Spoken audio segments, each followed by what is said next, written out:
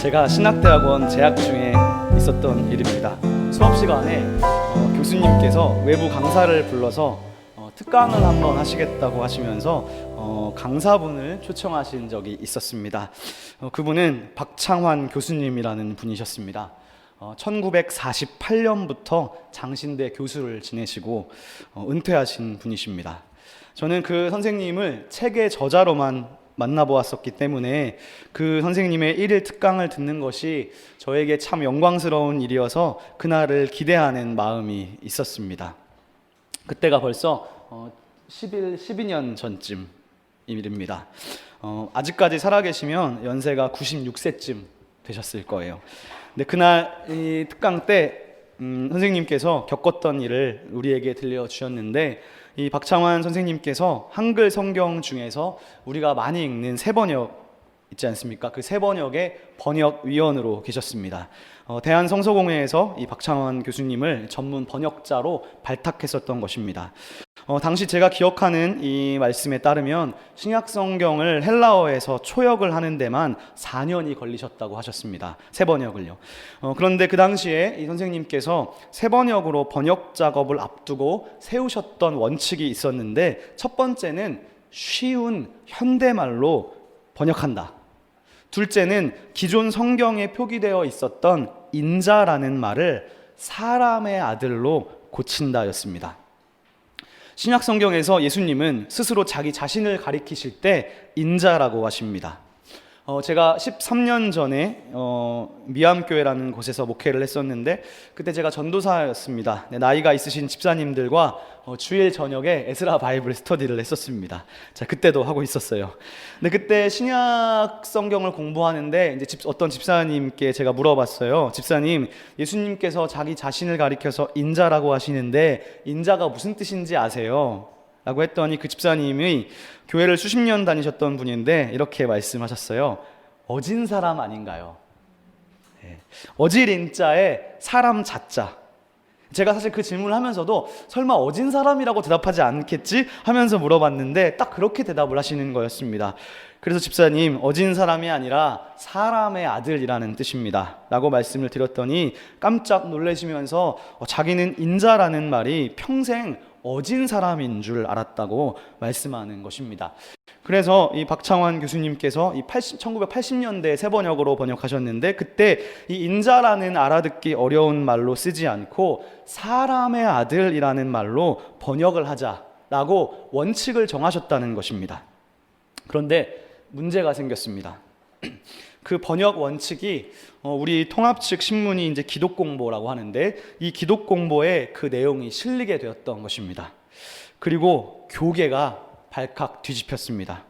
그래서 1961년에 장로교 총회를 할 때 이것이 문제가 되었습니다. 제가 이 박창환 선생님의 1일 특강 때 직접 육성으로 들었던 이야기였는데, 그때 문제가 된 것이 무엇이었냐 하면, 아니 예수님이 하나님의 아들이지 어떻게 사람의 아들이냐, 신학교 교수가 그렇게 학생에게 그런 잘못된 사상을 가르쳐도 되는 것이냐. 그때가 1961년이었습니다. 그래서 이 박창환 교수님께서는 이 사건으로 장신대에서 쫓겨나게 되셨습니다. 그리고 그 후에 인도네시아 선교사를 자원하시고 선교를 가셨다고 하셨습니다. 그리고 3년이 지나서야 다시 교수로 복직될 수 있었다는 그 간증을 제가 특강 때 들었습니다. 한글 성경에 인자라는 말의 이 그리스어 원문은 이렇게 됩니다. 피오스투 안스로프, 그 사람의 아들이라는 뜻입니다. 즉, 그 선생님의 말씀이 틀리지 않았던 것이죠. 헬라어 원문은 이것을 사람의 아들이라고 말하고 있습니다. 오늘 본문 마가복음 2장 28절을 보면 예수님께서는 자기 자신을 가리켜서 스스로를 인자라고 부르시면서 인자는 안식일에도 주인이다 라고 말씀하십니다. 즉, 예수님은 스스로를 가리키실 때 내가 하나님의 아들이라고 말씀하신 것이 아니라 사람의 아들이다 라고 예수님 스스로는 그렇게 말씀하셨던 것입니다. 우리가 보통 예수님을 가리키는 칭호 중에서 가장 유명한 칭호가 있다면 그것은 바로 하나님의 아들이라는 칭호일 것입니다. 하나님의 아들이라는 말은 예수님을 가리키는 결정적인 칭호라고 할 수 있어요. 그런데 사실 흥미롭게도요, 이 신약 성경을 읽다 보면 신약 성경에서 다른 사람들이 예수님을 부를 때는 주로 주라는 칭호를 사용해요. 주님이죠. 주님이라고 부릅니다. 하지만 복음서에서 예수님은 스스로 자기 자신을 가리키실 때는 주로 사람의 아들이다 라는 말을 많이 사용하십니다. 만약 여러분들께서 지금까지 성경을 읽으실 때에 이 성경이 인자라고 되어 있기 때문에 인자라는 이 말이 무엇을 뜻할까? 라고 혹시 질문하셨던 적이 있으셨는지 모르겠습니다. 아마도 많은 분들은 이 인자라는 말에 대해서 깊이 생각해 보지 않으셨을 것이라고 생각합니다. 저도 신학대학원 들어가서야 생각해 봤기 때문에. 그런데 만약에 성경에서 이 인자라는 말이 사람의 아들이라는 의미였다는 것을 우리가 인지하면서 성경을 만약에 읽으신 분이 만약에 이 자리에 계셨다면 그럼 이게 무슨 말이야? 라고 한 번쯤 내가 만약에 고민해 봤다면 아마도 대부분은 이렇게 생각할 거예요. 인자라는 것은 사람의 아들이라는 뜻이니까 이거는 예수님의 인성을 가리키는 것이겠구나 라고 아마 대부분 생각하게 되실 거예요. 반대로 하나님의 아들이라는 말은 생각할 필요도 없이 당연히 예수님의 신성을 가리킨다고 생각할 것입니다. 당연하지 않습니까? 문자적으로 읽으면 사람의 아들이라는 말은 사람, 즉 인성을 가리키는 것이고 하나님의 아들이라는 말은 신적인 존재, 즉 신성을 가리키는 것으로 생각하는 것이 자연스러운 우리의 이해의 과정이라고 할 수 있어요. 그러나 저는 오늘 말씀을 통해서 이것이 꼭 그렇지만은 않다는 것을 여러분과 함께 나누고자 합니다. 사실 하나님의 아들이라는 칭호는 성경에서 메시아라는 지위를 가리키는 표현입니다. 그렇다면 질문이 생겨요. 메시아는 어느 나라 말인가? 그리고 두 번째, 메시아는 무슨 뜻인가? 세 번째, 메시아는 그럼 누군가? 네 번째, 메시아와 그리스도는 무슨 관계일까? 라는 질문이 생깁니다. 이 네 가지를 다시 한번 생각해 보고 지나갈 필요가 있어요. 일단 메시아는 히브리어고요. 그리스도는 그리스어입니다. 그리고 이 그리스도라는 우리가 많이 사용하는 이 말은요, 메시아라는 말을 그리스어로 단순히 번역한 말입니다. 그러니까 메시아와 그리스도는 사실은 똑같은 말일 뿐인 거예요. 언어가 다를 뿐이지 똑같은 말인 것입니다. 그러면 본래의 말인 메시아는 무슨 뜻일까요? 메시아가 무슨 뜻일까요? 메시아는 정확히 기름 부음을 받은 자라는 뜻이고요. 그 이상도 그 이하도 아닌 그냥 기름 부음 받은 자라는 뜻입니다. 그 이상도 아니고 그 이하도 아니에요. 예를 들어서 이사야 45장에서는 페르시아의 왕 중에 고레스라는 사람이 나오는데 하나님은 그 고레스를 메시아라고 말씀하세요. 그 이상도 그 이하도 아닌 거예요. 그래서 요한복음 1장 41절에 보면 이런 말씀이 있습니다. 그가 먼저 자기 형제 시몬을 찾아 말하되 우리가 메시아를 만났다 하고 메시아는 번역하면 그리스도다라는 말이 있어요. 즉 메시아라는 말은 처음에는 기름 부음을 받은 자라는 뜻, 그 이상도 그 이하도 아니었기 때문에 메시아는 사실 누구를 가리키나요? 메시아는 오직 인간 왕을 가리키는 표현이었습니다. 인간을 가리키는 표현인 거예요. 구약 성경에서 이 선지자 사무엘이 사울에게 기름을 붓고 나서 사울을 왕이라고 불렀어요. 다윗도 마찬가지예요. 그것은 무엇을 의미하느냐? 그러니까 선지자 사무엘이라는 어떤 그 중재자를 통해서 하나님이 다윗에게 기름을 부으시고 다윗이 이스라엘을 통치하는 왕이 되었다는 말인 것입니다. 즉 그래서 성경은 다윗을 메시아라고 불렀던 것이죠. 그러니까 구약 성경에서 메시아라는 말은요, 더도 아니고 덜도 아니고 그저 역사적으로 실제 이스라엘을 통치했던 인간 왕을 의미하는 표현이었습니다. 그래서 시편 2편에도 보면 이런 표현이 나옵니다.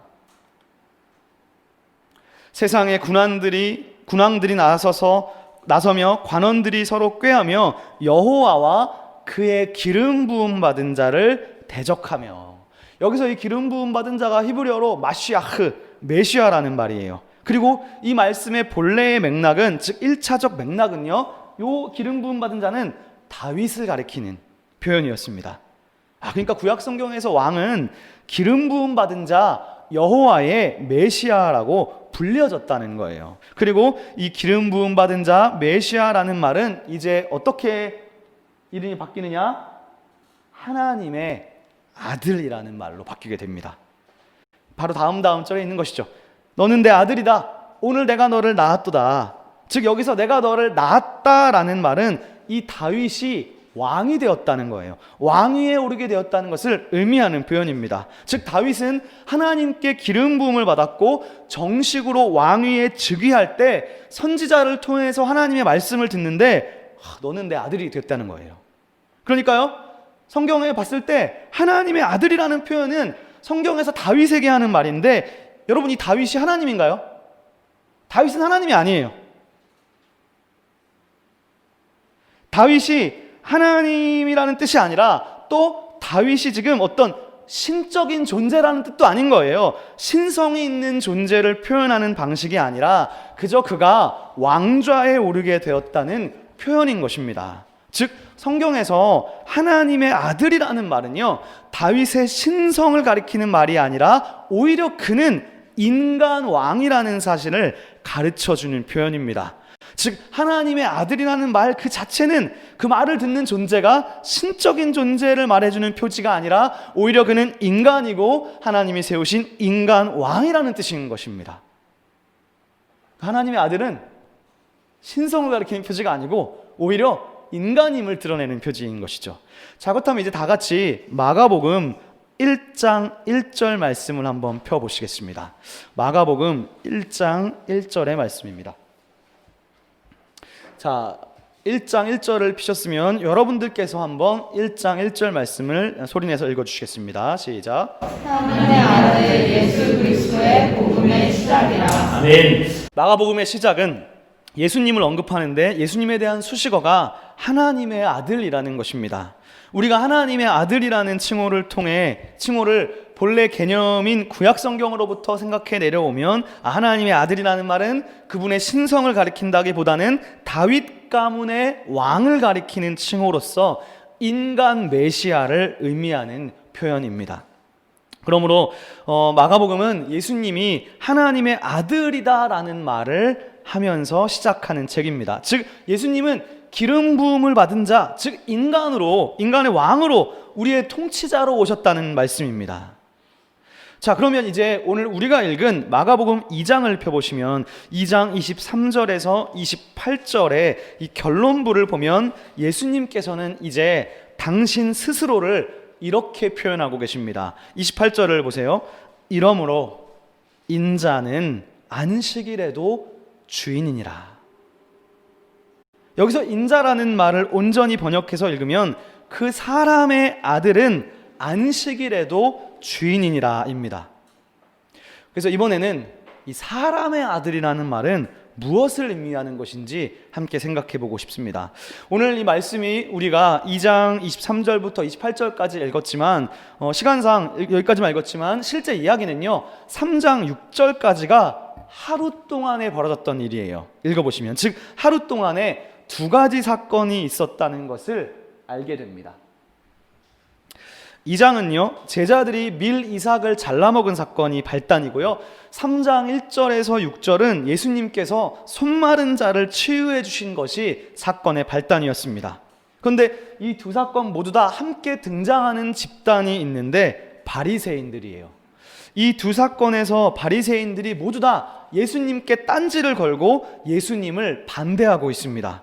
그리고 3장 6절 말씀을 보시면 결정적으로 이 두 사건 때문에 예수님을 죽이려는 예수님에 대한 살해 음모가 시작됩니다.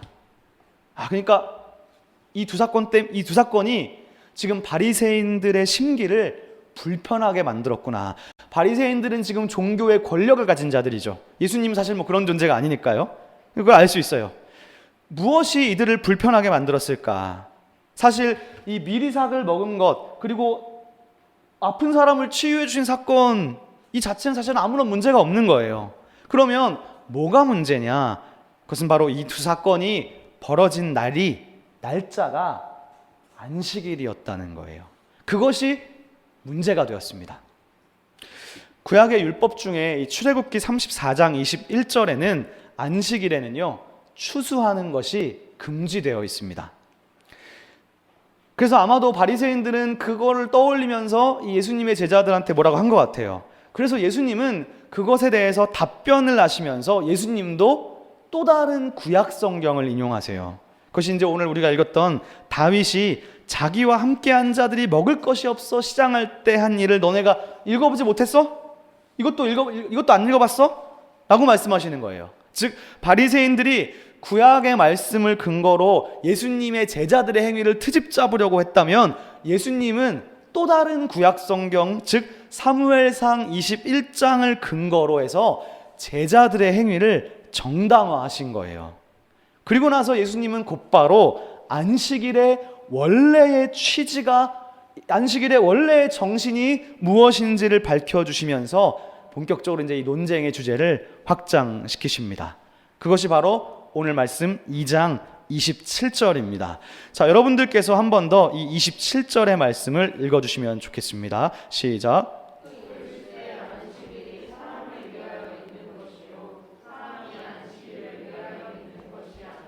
자, 예수님께서 이런 말씀을 하셨어요. 안식일이 사람을 위해 있는 것이지 사람이 안식일을 위해 있는 것이 아니다. 그리고 나서 이 이야기는 생각해 보면 이런 거죠. 하나님이 안식일을 만드실 때 하나님 자신이 쉬고 싶으셔서 만든 게 아니라 하나님 당신의 쉼을 위해 만드신 것이 아니라 인간을 위해서 안식일을 만드셨다는 거예요. 예수님이 하시는 말씀이. 그래서 이 안식일이라는 법이 오히려 사람을 억압하는 것이면 안 되고 오히려 이것은 사람을 살리기 위한 법이 되어야 된다고 말씀하는 것입니다. 자, 그런데 이제 놀라운 이야기를 하시는데 예수님께서 이 말씀을 하신 다음 마지막으로 28절에서 이런 말씀을 하십니다. 그러므로 인자는 안식일에도 주인이니라. 인자가 안식일의 주인이라는 말이 무슨 의미일까요? 특히 지금 이 28절 말씀은요, 그러므로라는 말이 나오고 있어요. 이걸 가만히 생각해 보면 27절 다음에 왜 그러므로라는 말이 나오지? 이 지금 어떤 논리적인 인과관계가 어떻게 연결되는 거지? 라는 질문이 생겨요. 집에 가서 다시 한번 천천히 생각하면서 읽어보시기 바랍니다. 그래서 27절과 28절의 논리적인 흐름을 생각해 볼 때 우리가 첫 번째 생각해 볼 수 있는 것은요, 이런 거예요. 27절에 사람이라는 말이 나오잖아요.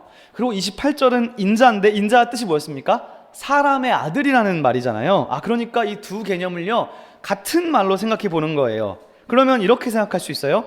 안식일이 사람을 위해 있는 것이다. 그러므로 사람이 안식일의 주인이다. 즉 하나님은 사람을 위해 안식일을 만들어 주셨다는 것으로 이해하는 표현인 거예요. 문맥적으로만 보면 충분히 설득력이 있는 말입니다. 즉 28절에서 사람의 아들이라는 말은 그냥 일반적인 사람을 지칭하는 보편적인 용어로 볼 수 있는 것이죠. 즉 안식일이라는 법은 하나님이 이스라엘 백성만을 위해 만든 것이 아니라 모든 인간을 위해서 하나님이 제정하신 법이라는 거예요. 자, 그런데 문제는 이것이 정말 일반적인 사람을 가리키는 것이냐라고 봤을 때 의문점이 생겨요. 첫 번째 의문점은요, 성경 전체를 읽어보면 성경 어디에도 인간이 안식일의 주인이라는 말은 나오지 않기 때문입니다. 오히려 레위기 23장 같은 데를 보면 하나님이 안식일의 주인이지 사람이 안식일의 주인으로 볼 수는 없어요. 두 번째는 이 사람의 아들이라는 표현에 헬라어 원문으로 보면 정관사가 붙어 있습니다. 그러니까 이 사람의 아들이라는 말이요, 그냥 일반적인 인류를 가리키는 말이었으면 관사가 붙지 않았을 거예요. 그러니까 관사가 붙었다는 것은 이 사람의 아들이라는 표현이 그냥 일반적인 인류를 가리키는 것이 아니라 그 사람의 아들이니까 어떤 특정한 인물로 볼 수 있는 거예요. 그래서 28절에 사람의 아들이라는 말과 27절에서 사람이라는 말은 동의어로 보기보다는 오히려 독자적인 다른 표현으로 봐야 될 것 같습니다. 그렇다면 이 예수님께서 당신을 가리켜서 내가 바로 그 사람의 아들이다 라고 하셨을 때 그 사람의 아들이라는 존재가 어떤 존재였을까? 이것이 오늘 이 말씀을 이해하는데 아주 중요한 부분이라고 할 수 있습니다. 다 같이 구약 성경의 다니엘서 7장으로 한번 가보겠습니다. 펴보시겠습니다.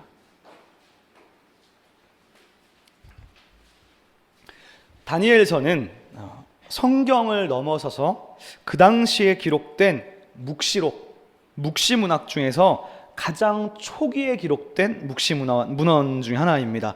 우리가 보통 묵시 종말론 하면 요한계시록을 떠올리지만 사실 요한계시록은 다니엘서를 본따서 쓴 책이라고 할 수 있어요. 그러니까 실제로 가장 초기에 기록된 이 묵시 종말론적인 말씀은 구약 성경의 다니엘서입니다. 우리가 찾아본 이 다니엘서 7장에서요 9절 이하를 보면 다니엘이 지금 묵시를 봅니다. 환상을 본다는 거예요. 묵시라는 말은 환상이라는 뜻이에요. 9절을 읽어보겠습니다. 제가 읽어보겠습니다. 내가 보니 왕좌가 놓이고 옛적부터 항상 계시니가 좌정하셨는데 그의 옷은 희기가 눈 같고 그의 머리털은 깨끗한 양의 털 같고 그의 보좌는 불꽃이요 그의 바퀴는 타오르는 불이었다. 자, 여러분 이제부터 이제 이 말씀을 함께 진지하게 생각해 보겠습니다. 다니엘은 지금 묵시를 보고 자기가 본 그 묵시를 묘사하고 있습니다. 그런데 왕좌를 보았어요. 왕좌에 지금 누가 좌정했나요? 이 표현 그대로 생각해 봐야 돼요. 옛적부터 존재하던 어떤 존재가 왕좌에 앉았다는 것입니다. 왕좌라는 말을 통해서 우리는 이분이 하늘의 통치자, 즉 하나님이시라는 것을 추론할 수 있어요. 그런데 성경은요 그 통치자가 옛적부터 계셨대요. 그러면 여러분 이렇게 생각해야 돼요. 옛적부터 계셨다는 지금 이 표현이 독특한 표현이에요. 성경은 잘 나오지 않는데 옛적부터 계셨다는 말을 통해서 우리가 유추할 수 있는 것은 뭐냐? 이분이 나이가 많으시겠구나, 즉 할아버지시겠구나, 노인이겠구나 라고 자연스럽게 유추할 수 있어요. 옛적부터 계셨으니까요. 자, 계속 읽어보겠습니다. 그런데 그분의 옷이 하얗습니다. 그런데 옷만 하얀 것이 아니라 머리털도 깨끗한 양털 같다고 합니다. 그러면 여기까지 우리가 지금 다니엘이 묘사한 대로 진지하게 한번 상상해 보면 어떻게 되느냐? 하늘 보좌에 옛적부터 계셨던 분은 옷도 흰 옷인데 머리도 하얀 백발의 산신령인가요? 백발의 어떤 노인인 거예요. 즉 그 나이 지긋한 백발의 노인이 보좌에 앉아 계신 것을 다니엘이 본 거예요. 이런 지금 말씀드린 표현이 좀 그럴 수 있지만 지금 성경이 묘사한 대로 우리는 추론한 거예요. 그러니까 한마디로 말하면 뭐냐? 늙은 신입니다. 늙은 나이 많은 신을 지금 본 거예요. 자, 그런데 다니엘은 여기서 지금 또 하나의 환상을 봅니다. 자, 13절인데요. 자, 여러분들께서 이 13절 말씀을 한번 읽어주시겠습니다. 시작.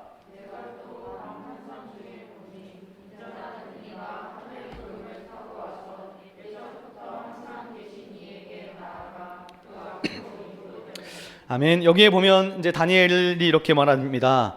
사람의 아들 같은 이가 나타났어요. 그런데 그 사람의 아들 같은 이가 구름을 타고 어디로 왔느냐? 백발의 늙은 신, 옛적부터 항상 계신 이의 앞으로 인도되었다라고 말씀합니다. 자, 14절입니다. 그에게 권세와 영광과 나라를 주고 모든 백성과 나라들과 다른 언어를 말하는 모든 자들이 그를 섬기게 하였으니 그의 권세는 소멸되지 아니하는 영원한 권세요 그의 나라는 멸망하지 아니할 것이다.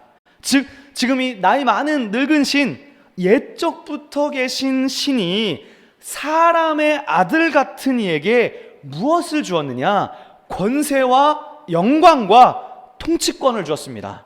그리고 그 사람의 아들 같은 존재의 권세는 소멸하지 않는 영원한 권세이며 그의 왕국은 멸망하지 않을 것이다.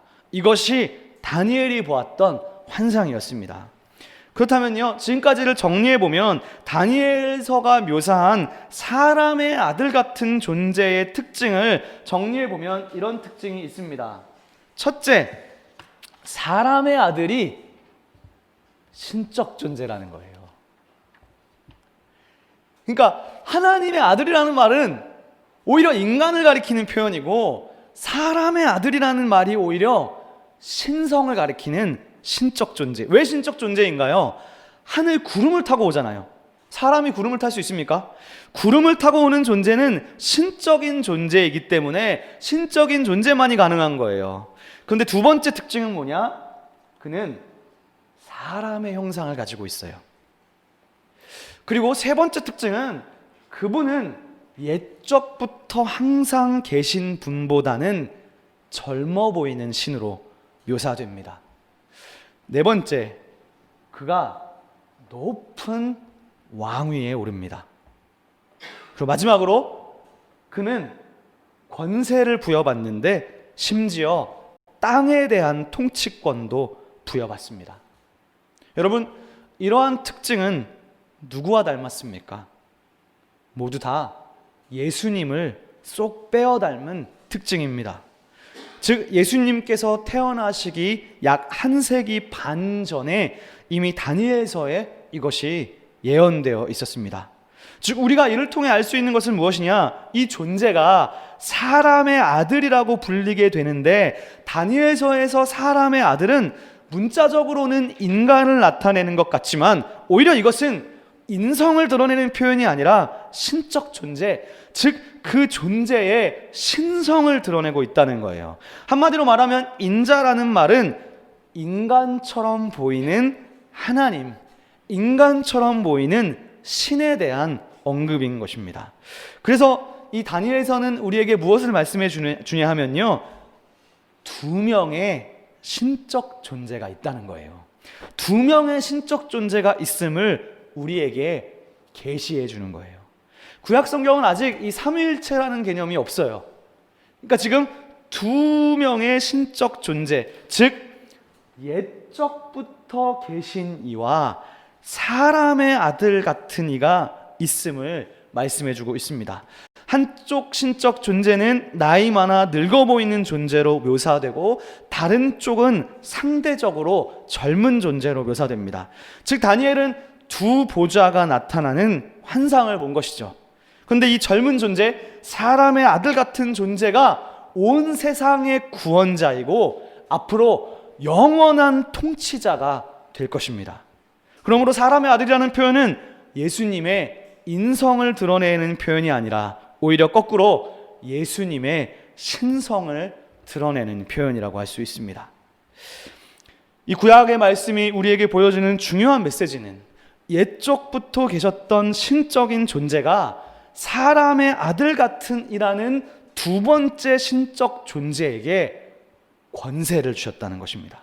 그러므로 오늘 예수님께서 마가복음에서 자기 자신을 가리켜서 내가 그 사람의 아들이다, 그 사람의 아들이다라고 말씀하신 것은 예수께서 바로 구약 성경에 예언되어 있던 그 인자 같은 이가 자기 자신임을 천명하고 계시는 것입니다.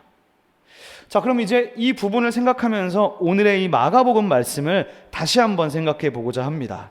이 본문 말씀을 읽을 때 우리는 질문을 해볼 수 있어요. 이 본문에서 예수님께서 안식일의 율법을 폐하셨는가? 입니다. 즉 예수님은 율법을 반대하셨는가?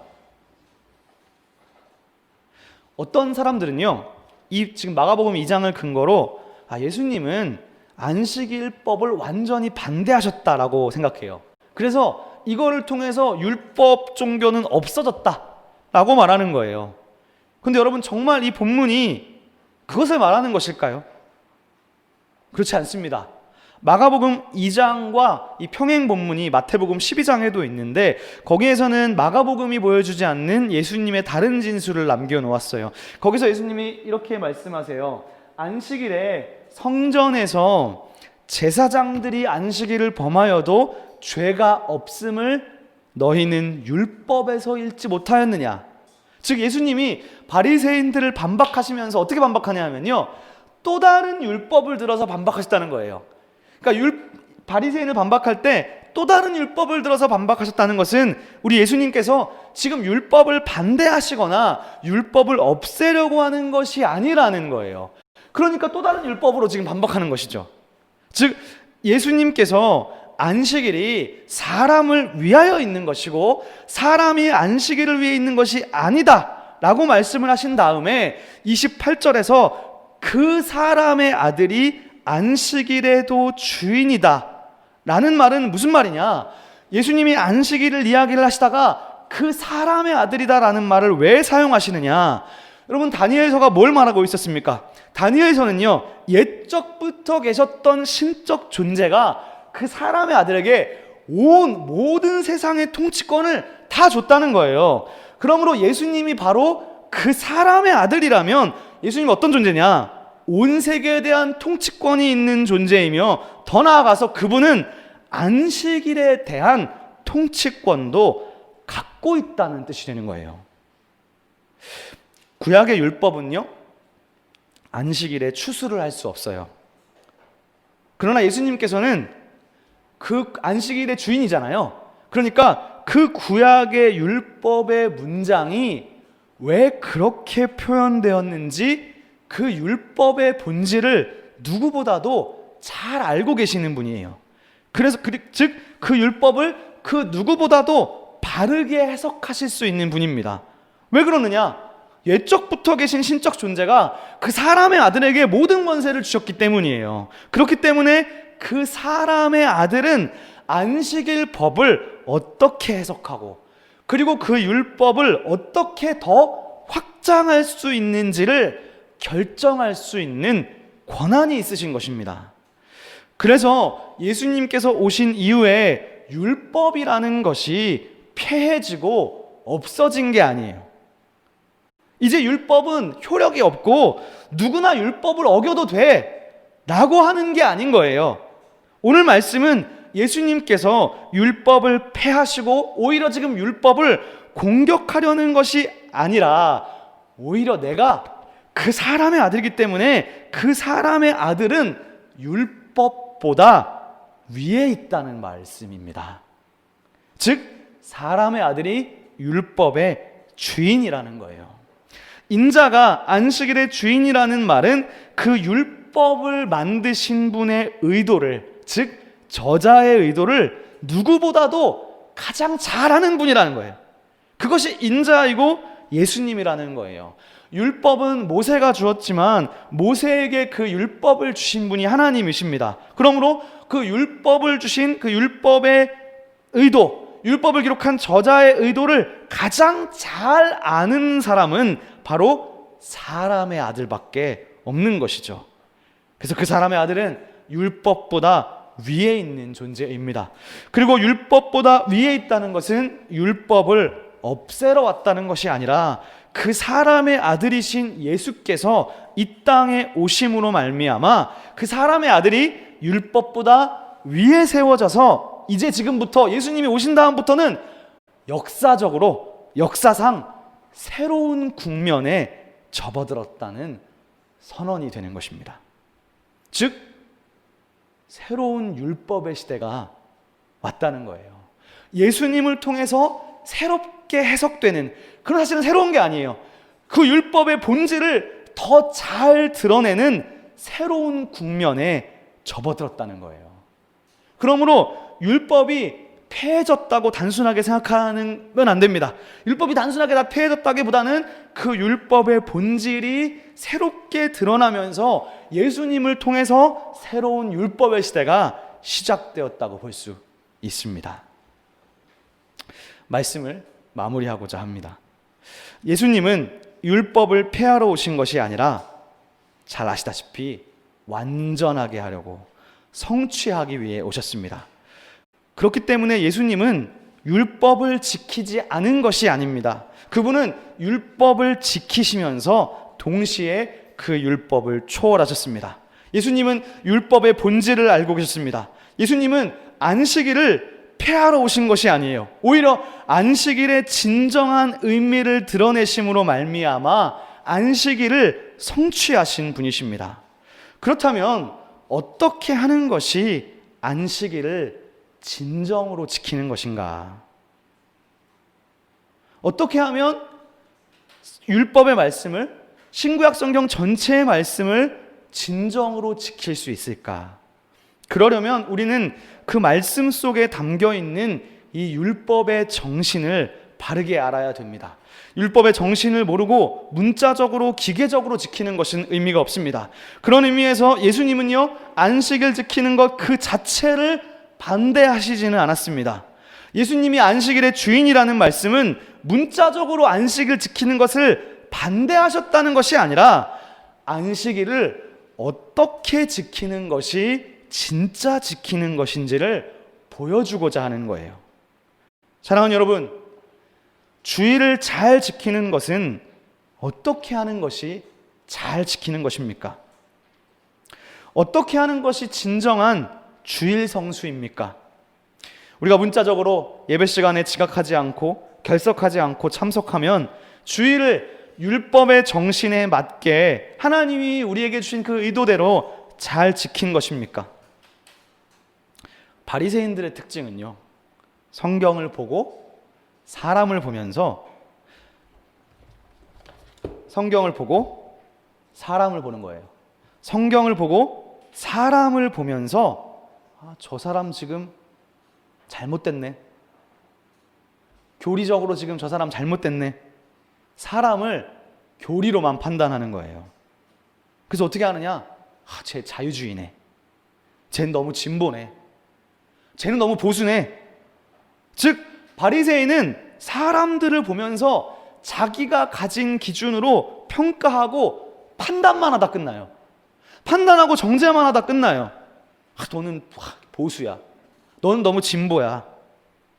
판단만 하고 끝나는 거예요. 그러니까 예수와 제자들을 보면서 율법을 보고 딱 사람을 보니까 안식일 규정을 어겼네. 즉 어떻게 하면 교리적으로 잘못되었는지, 안식일을 지키는 것이 잘못되었는지 그거를 따지는 데만 마음을 쏟고 있는 자들이라고 할 수 있어요. 이것이 교리에 함몰된 사람의 문제입니다.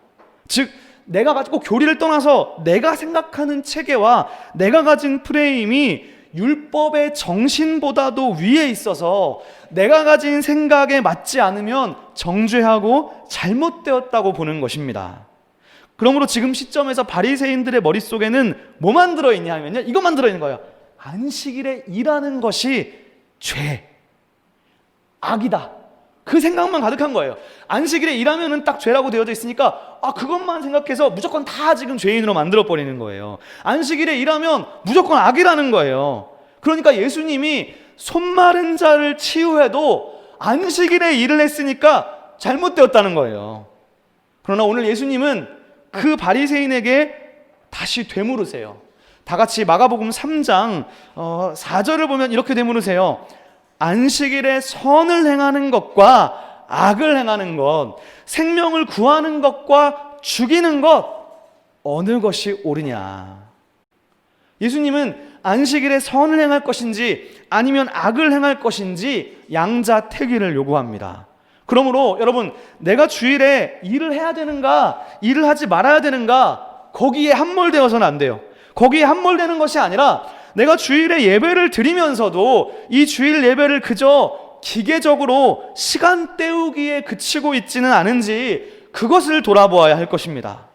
즉 우리가 주일 예배를 기계적으로 시간 때우기 했다고 주일을 지키는 것이 아니라 더 나아가서 이 안식일을 주신 정신대로, 율법의 정신대로 내가 정말 살아가고 있는가, 그것을 살펴보아야 할 것입니다. 율법의 정신이 무엇인가요? 율법의 정신은 하나님 사랑 그리고 이웃 사랑입니다. 주일에 예배를 드리는 것은 하나님 사랑에 대한 한 표현이라고 할 수 있어요. 그러므로 주일을 문자적으로 지키는 것은 필요한 거예요. 예배라는 의식을 통해서 우리는 하나님을 경외하고 하나님을 사랑한다는 표시가 되기 때문입니다. 동시에 우리는 하나님을 사랑하기 때문에, 아니 사실 그 전에 하나님의 사랑을 받은 자들이기 때문에 하나님께서 우리를 사랑하셨던 것처럼 우리도 옆에 있는 사람을 사랑해야 하는 것이죠. 예수님은 인자라는 말을 결정적으로 다음과 같이 사용하셨어요.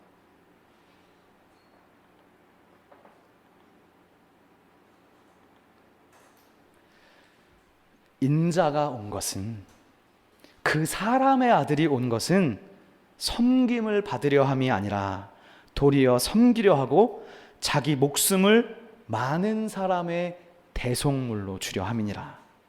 인자라는 말은 그분의 신성을 드러내고 그분이 신적 존재라는 것을 드러내는 표현인데, 하나님이 당신의 신성, 당신의 어떤 신적인 것을 사용하는 방식이 섬김을 받으려 함이 아니라 섬기려 했다는 거예요.